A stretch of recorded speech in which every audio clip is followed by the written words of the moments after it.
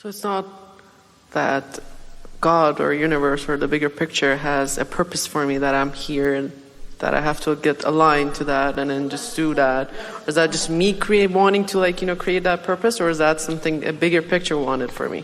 It's not quite like that, like any of that you just said. It's like this.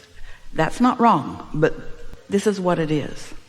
You get to choose, and that's satisfying. You get to decide.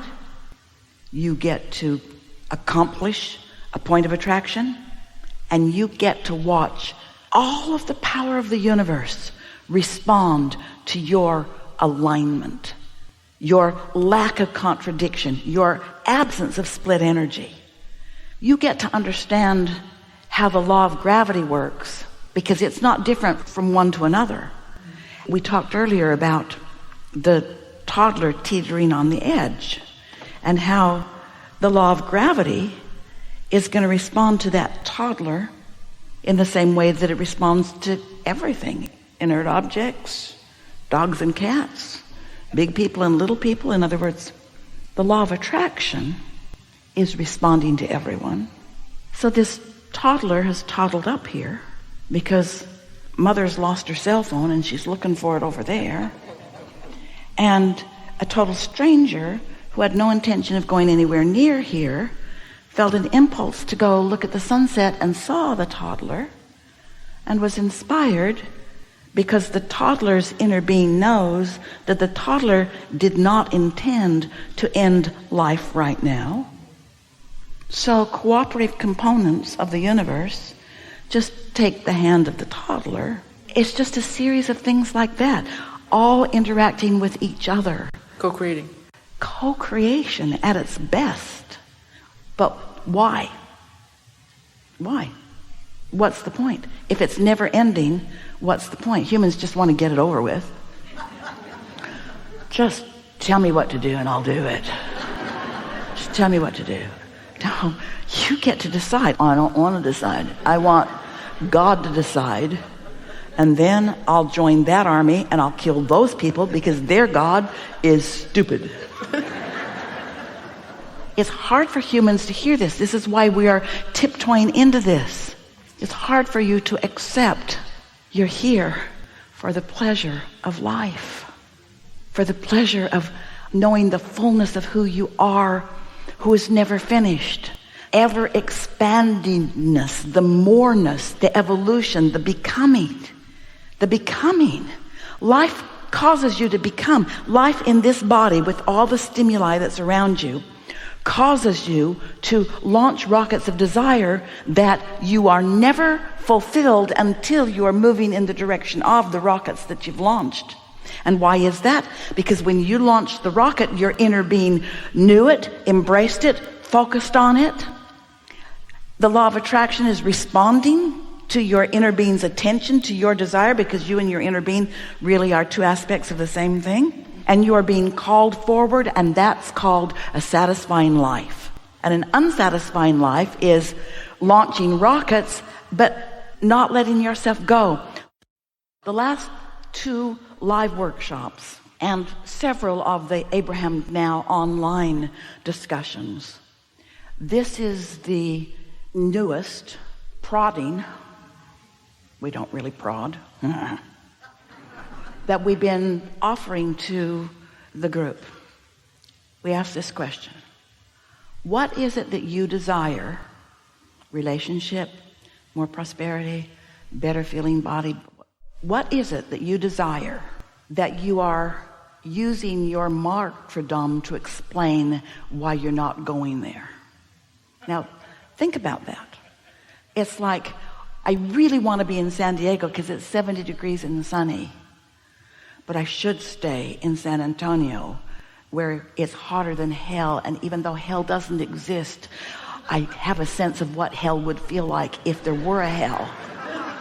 I should stay in San Antonio, even though I could be anywhere in the world, because, let's see, why? What's the good reason?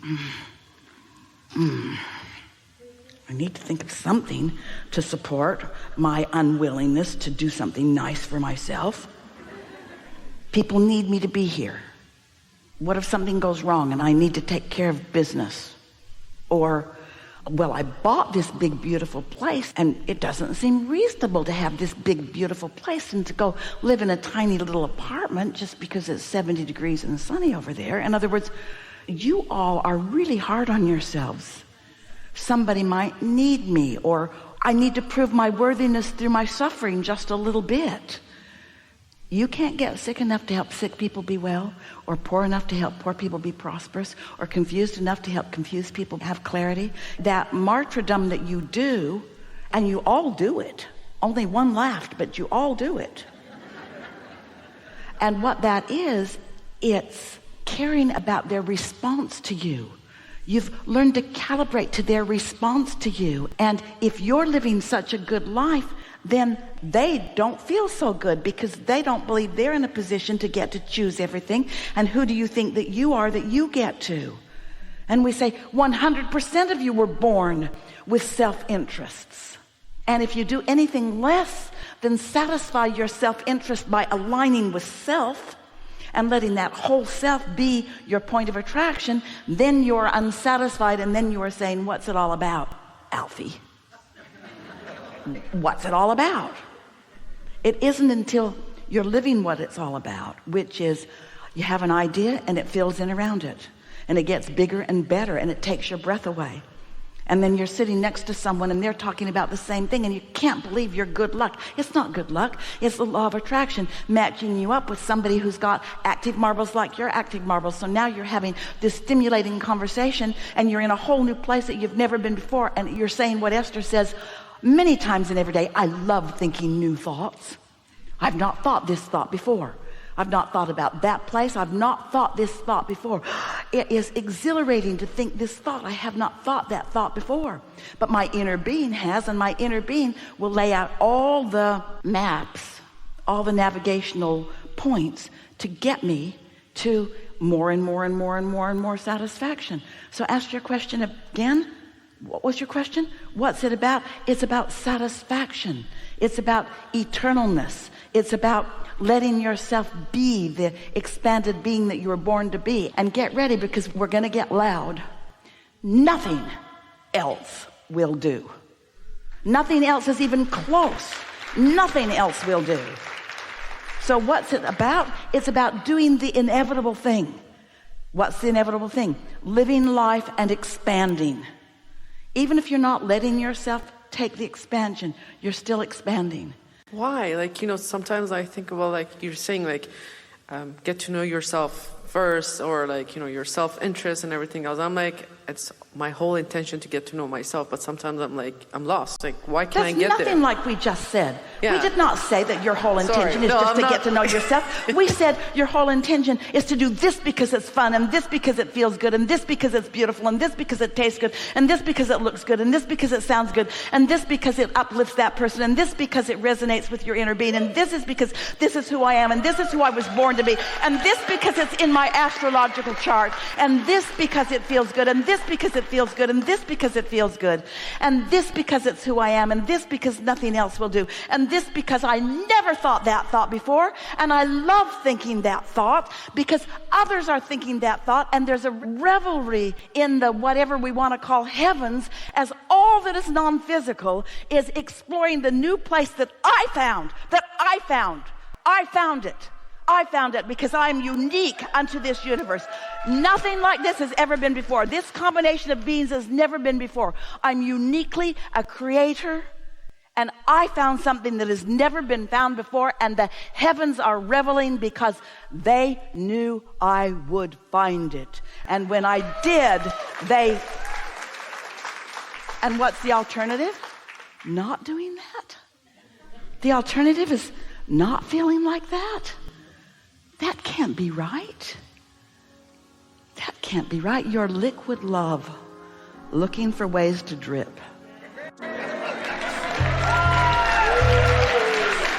That's who you are.